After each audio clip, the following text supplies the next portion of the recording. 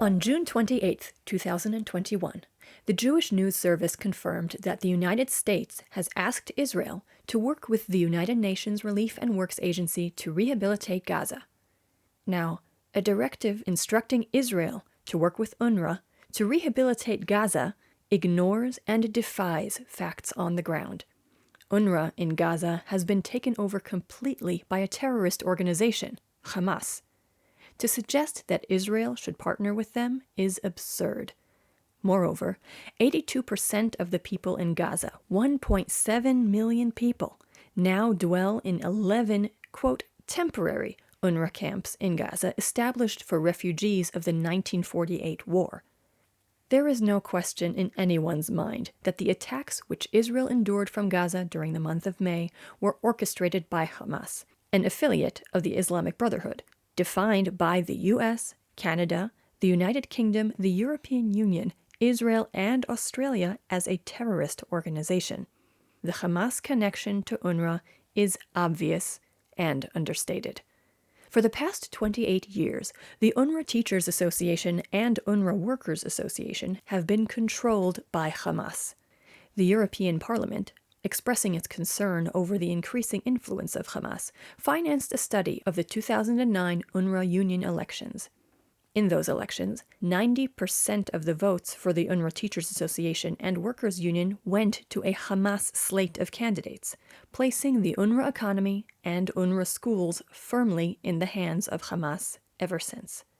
Most recently, following the Gaza-Israel 11-day war during May 2021, funds flowed to UNRWA and to the Gaza economy from nations around the world who wanted to address the humanitarian crisis faced by the people of Gaza, with close attention paid to the plight of children under fire and to the education of these children.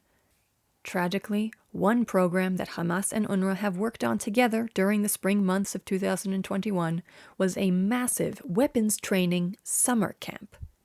In this camp, Hamas recruited 10,000 children from UNRWA schools, starting as young as age 9, to teach them how to fire weapons and missiles in the next round of fighting. Full disclosure, the Bedin Center for Near East Policy Research dispatched a TV crew to film the Hamas munitions summer camp for UNRWA students, to produce a film in 3 languages to be shown to the parliaments of the 3 leading donors to UNRWA, Germany, the United Kingdom, and Sweden. Why will there be a next round of fighting? The openly stated purpose of UNRWA education, whose schoolbooks are published by the Palestine Liberation Organization, is the right of return, by force of arms, to Arab villages that existed before 1948. UNRWA, as a UN agency, does not have to take such an approach, or behave the way it does. The United Nations High Commissioner for Refugees, UNHCR, for example, has successfully helped tens of millions of refugees worldwide to rehabilitate their lives. UNRWA could be converted into a similarly normative United Nations agency if it focused on the goal of building better lives for the people of Gaza today. Because UNRWA in Gaza has been co-opted by terrorist organizations, Palestinians under UNRWA's care are relegated to a refugee life for perpetuity, raising a 4th generation that is fixated on the frustration that they cannot return to villages that existed before 1948.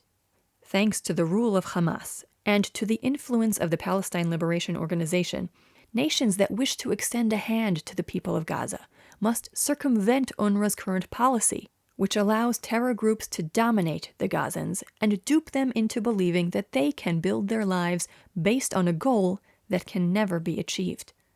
What can be done to make sure that funds of UNRWA donor nations will help the people of Gaza?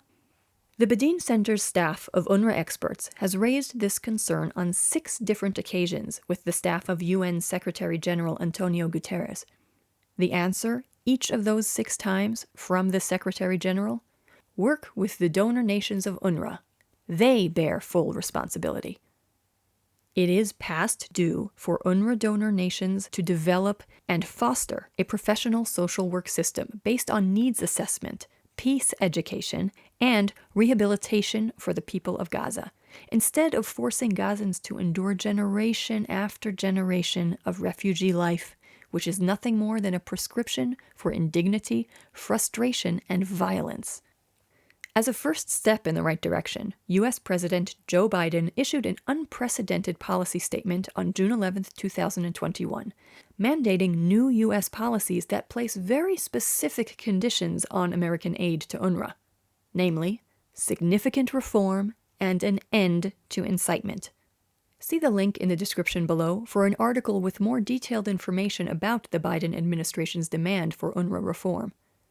In the words of Rabbi Abraham Cooper, Associate Dean of the Simon Wiesenthal Center, the fact that Secretary of State Blinken will be required to report to U.S. congressional committees prior to the release of funds for the UN agency that UNRWA is taking steps to ensure the content of all educational materials currently taught in UNRWA-administered schools and summer camps is consistent with the values of human rights, dignity, and tolerance, and does not induce incitement, is potentially a game changer.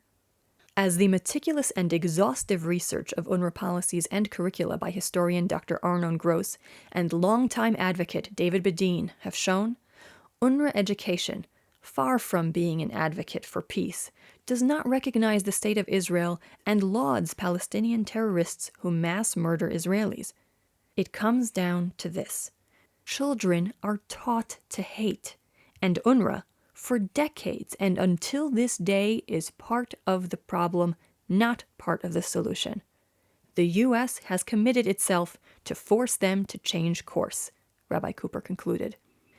Let us hope that this revolutionary approach indeed bears fruit, that the prerequisites to U.S. aid are met, and that UNRWA funding is finally channeled towards bettering the lives of the people it is meant to serve, instead of keeping them under the fist of terrorist organizations and their policies of hate.